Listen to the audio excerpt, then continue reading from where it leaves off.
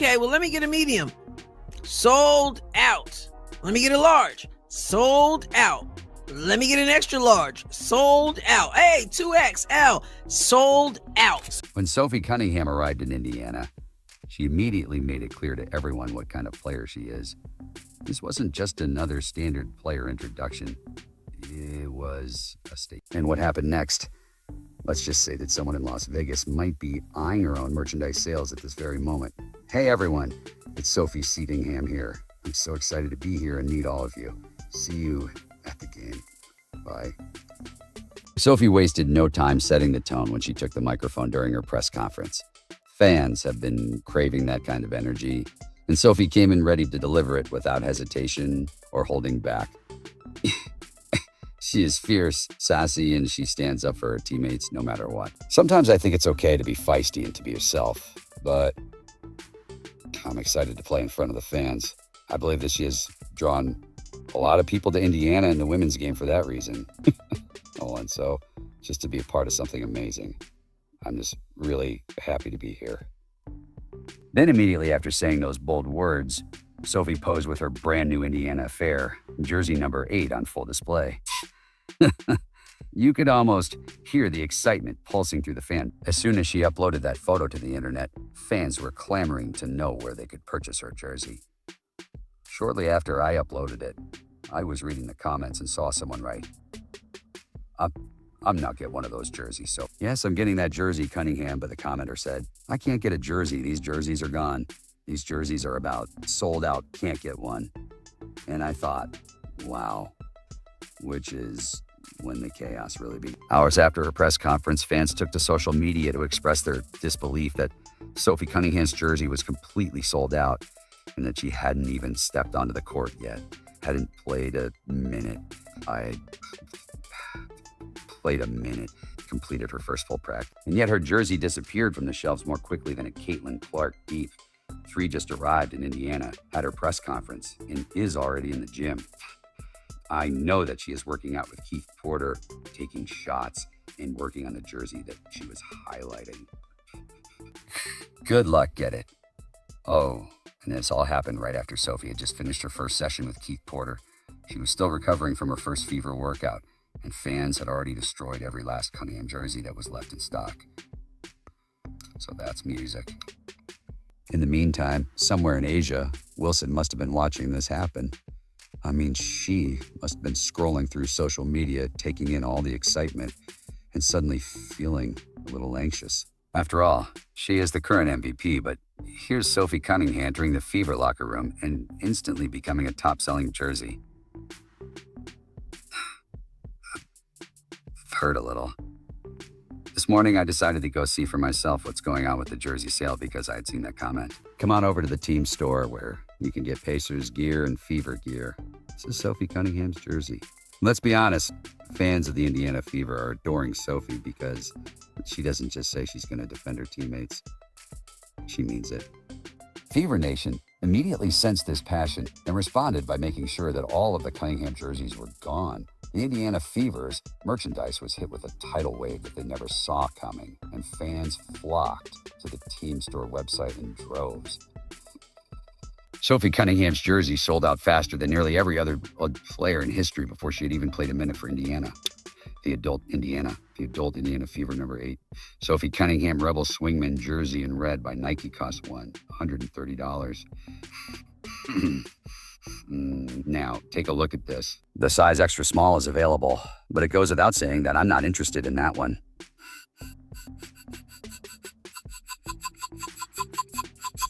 Second, this is a recently acquired role player, not a longtime franchise player or a former MVP, and yet her jersey demands have skyrocketed as if she is the league's face. The Indiana Fever's merchandise team is likely still frantically trying to restock before the season even begins, but how bad is this sellout situation? Let's take a closer look at what's going on at the team's official store. All right, let me get a medium sold out, a large sold out, an extra large sold out. It's like they never existed. The only size left is an extra small jersey, and even that had a warning, flashing low stock. So if you didn't act quickly, you were out of luck.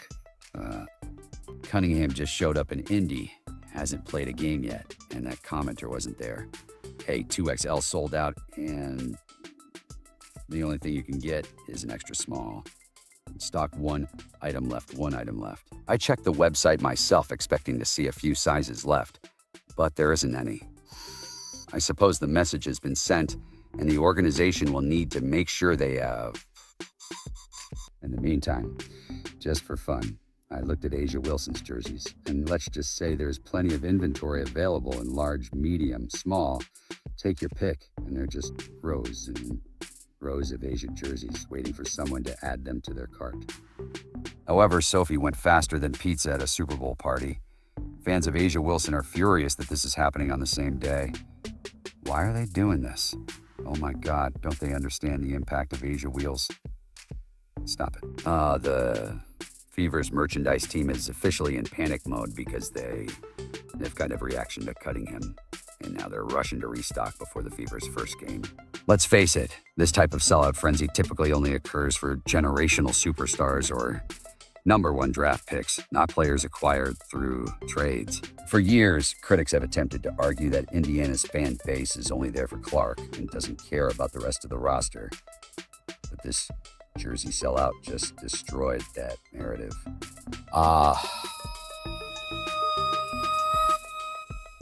You have been portrayed by the media and W players and coaches. I'm talking about real Indiana Fever fans who don't just talk the talk, but walk the walk.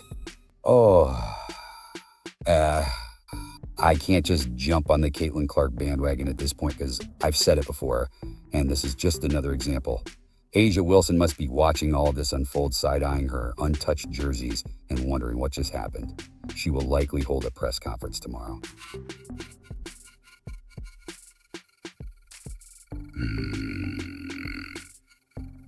The Rats aren't just here to support Caitlin Clark. They're here to ride or die for the entire team. The rest of the league is receiving a first-hand lesson in what true fan loyalty looks like, putting their money where their mouths are. They buy merchandise, basketballs, and Caitlin Clark basketballs.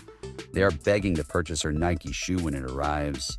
She claims that her jerseys are sold out, and I have sweatshirts, t-shirts, and other items. I'm not saying that no other fans are purchasing anything, as there are obviously people wearing items in the stands, but it's Indiana Fever supporters who recall her saying that she was invited in and given a higher salary less than a day after Caitlin Clark declined their offer.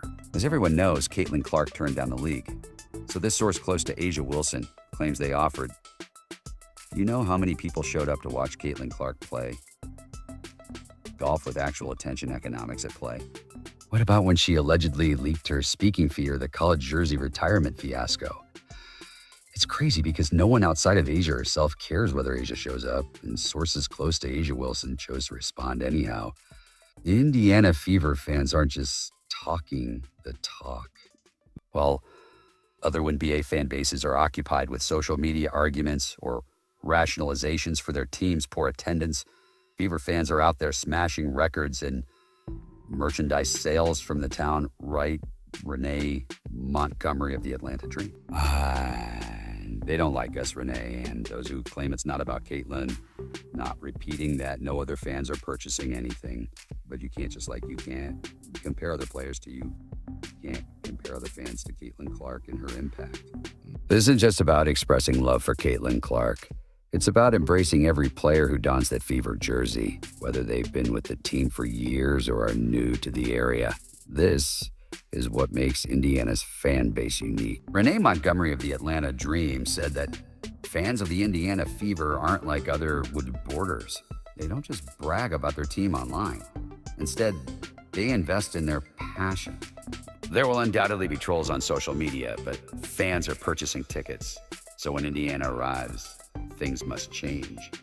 When you consider it, Sophie Cunningham hasn't even played for Indiana yet, but she is already being treated like royalty.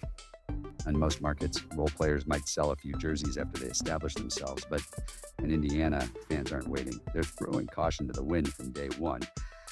And it's shocking. The Indiana fans, in my opinion, that Sophie Cunningham hardly ever the Field S jersey is still available in extra small, but this is more than just a few jerseys flying off the shelves.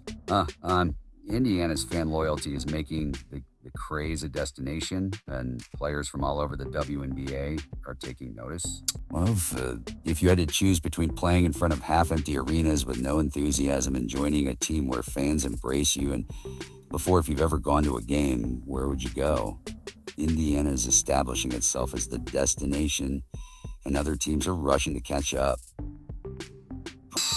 Now, we're dealing with a full-blown merchandise crisis, where fans are vying for anything bearing the Indiana logo, and the supply chain is unable to keep up. Jerseys are sold out, hats are selling out, and let's not even talk about the Caitlin Clark shoe situation.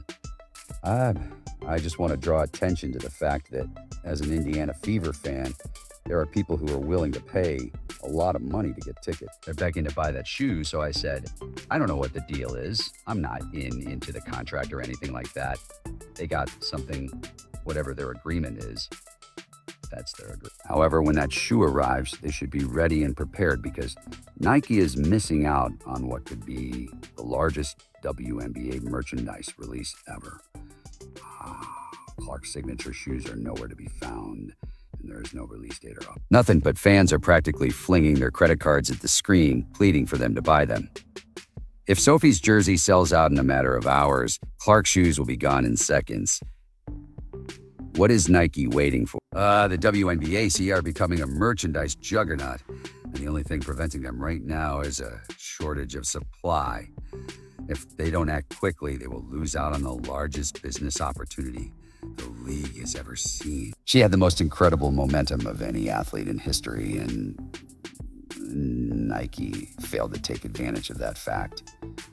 Since they are the largest athletic sportswear brand in the world, and we didn't hear from them at all during the season, it really makes me wonder. I'm not sure what goes on behind the scenes, but if I were Caitlin Clark's management, I would seriously reconsider the agreement I signed, because Indiana Fever supporters aren't just making noise. They're showing their support with their money, but Nike and the Fever organization are utterly failing every day, and every day that merchandise is out of stock is another enormous lost opportunity. Consider this. Sophie Cunningham, a role player, sold out her jersey before ever taking the court for Indiana.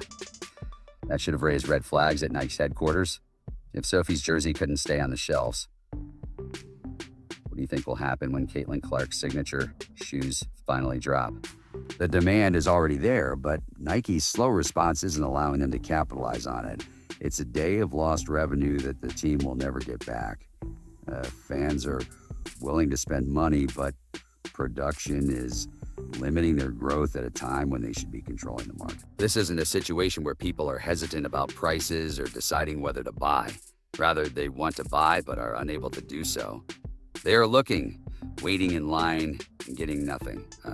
This is a business owner's dream scenario, where customers are practically throwing money at you.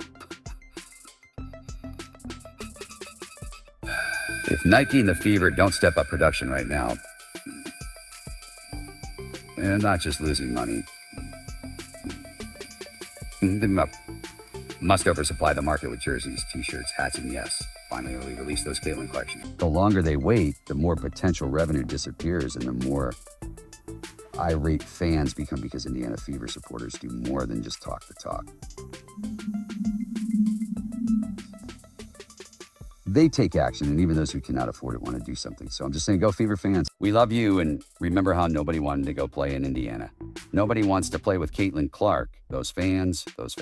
And we discovered that when free agency arrived, everyone wanted to join the Indiana Fever and play with Caitlin Clay.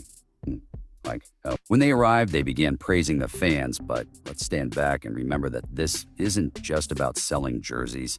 It's about Fever fans changing the game. Renee Montgomery was spot on when she said that Fever fans aren't like other WWE fans. They invest in their team rather than just cheering from the sidelines. This isn't just a fan base. It's a movement that's redefining what support looks like in women's sports. And if other teams don't take note, fall behind like Asia Wilson. They're forcing the entire league to pay attention, because Fever fans aren't just watching history, they're making it. They're demonstrating that a WNBA team can be just as marketable and profitable as any men's team if right conditions are in place. In order to ensure that you never miss a video, click the video on the screen and let us know in the comments by subscribing. And we'll see you in the next one.